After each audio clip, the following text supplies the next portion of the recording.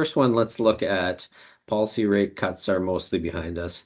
I thought this was a good slide and something to think about, particularly asked off the top, Eva, just around what could potentially happen with the differential here. And as you can see, the Bank of Canada is the red line here. As we started into 2017, we started to increase rates. And then we dropped them in March of 20 when we got into the COVID scare. They went down together. And then we marched up together effectively.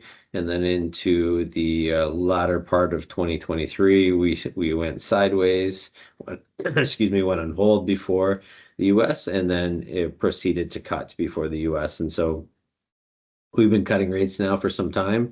So we have a pretty healthy differential between where the US is and where we are now. So with the US cutting and continuing to cut now, we start to see that differential close. So some of that is already priced into the currency differential right now. And so we'd be less concerned about that playing a big negative role on how CAD and US work together.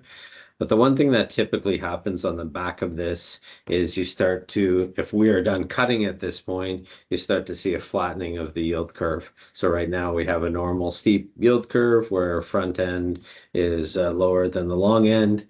At this point, historically over the next 12 to 18 months, you see a flattening of the yield curve, particularly on the 5 and 10-year bond rates, and you'd see somewhere between 30 and 50 basis points, so 0.3 and 0.5% flattening of the 5 and the 10-year.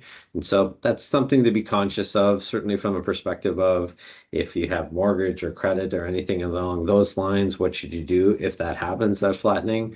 Also, if you own bonds in the 5 and 10-year range, if you get a flattening pattern there, that causes your prices to go up materially. So I think it's important to think now, if we are at the end, maybe we have another 25 basis points, which is what National Bank thinks.